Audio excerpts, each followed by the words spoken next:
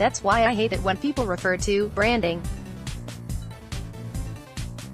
The nether reaches of social media are awash with charlatans banging on about branding, how to improve your branding, 10 ways to better branding, and the like, and calling themselves branding experts or branding agencies. It's the word branding, it's horrible. I admit, it's a small thing and frankly there are bigger issues to be worrying about than a clumsy use of language. But like the ghastly habit people have of saying creatives, meaning more than one creative asset, using the phrase branding is a poker till that suggests someone doesn't actually understand what they, or we, do. More seriously, it speaks to a fundamental misunderstanding, that brand building is about creating and using physical artifacts and symbols as if these are the brand.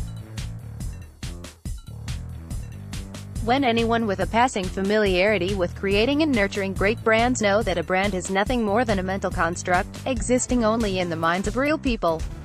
Professional marketers are in the business of building brands, not branding anything. Least of all ads. Ah yes, ad branding, the bête noire of planners and creatives everywhere. Without question, advertising needs to be attributed to the brand paying for it rather than to the competition. And it's essential that new associations created by an ad are mapped into a consumer's understanding of the brand, so you need a means by which people can recognize which brand it is. But I have always found conversations about the level of branding in an ad utterly sterile, deeply amateur and largely reduced to arguments about for how long the logo is shown. Incidentally, there is an absolute corker at the moment in which the Vodafone tadpole never leaves our screens. That's why the newly fashionable idea of distinctive brand assets is genuinely helpful. By exploring all the brand furniture that is genuinely associated with a brand, we have evolved a much better approach to ensuring that advertising benefits from people's understanding of that brand. And as a planner I get jolly excited by studies used to quantify the power of different brand assets, according to their fame on uniqueness. This is all a genuine step forward in the never having a debate about the length the logo appears ever again, so help me God department. But I fear that all this distinctive brand asset stuff is inevitably being treated in a rather ham-fisted way. There appears to be a belief that simply dumping a whole load of distinctive brand assets into a piece of communication will do the job of attribution. This stems from seeing distinctive brand assets as separate entities working alone rather than members of a system or structure, where each is only as good and powerful as the other elements of that system. The truth is that liberally sprinkling ads with assets is kind of like putting flour, butter, sugar and eggs in a bowl and hoping they make an actual cake. The truth is we need to understand the power of the whole, not just the parts. A more helpful concept is the creative vehicle itself. A creative vehicle is a replicable approach to communications that consumers learn and indelibly aligns ad spend to effect.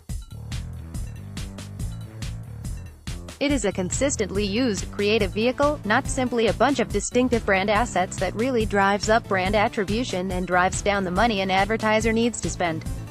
In my day job, the staggering power of a well-known creative vehicle is demonstrated by the effect and efficiency he derives from Kevin Bacon, and Direct Line derives from the double IPA award-winning Winston Wolfe.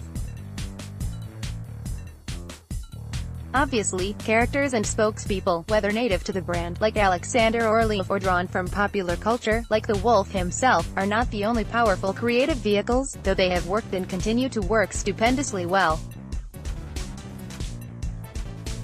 A creative vehicle may also take the form of an ownable advertising structure, like Keep Walking, or Food Love Stories, a story repeated in many ways, like the legendary Should Have Gone. To Specsavers, an explicit visual world, like Sainsbury's most recent work, or an implicit brand world, anything from Nike in the past 2 decades and every John Lewis Christmas campaign.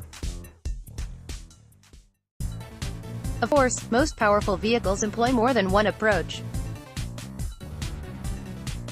I was reminded of this during the World Cup of Ads, run by BBH Labs last year, which was so conclusively won by Guinness Surfer.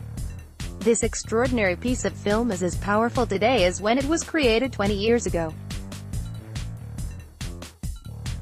But it was no one-off. It employed a well-established creative vehicle involving a repeated story, the virtues of patience, and an incredibly distinctive visual world. Sure, many of the elements of this work might be dubbed distinctive brand assets, but their power is in the vehicle that they are part of, not as standalone agents of attribution. If building brands is really your game, move beyond obsessing about your distinctive brand assets and identify the creative vehicle you are creating, buying or using, the communications approach that can be repeated over time, creating fame and fortune for your brand.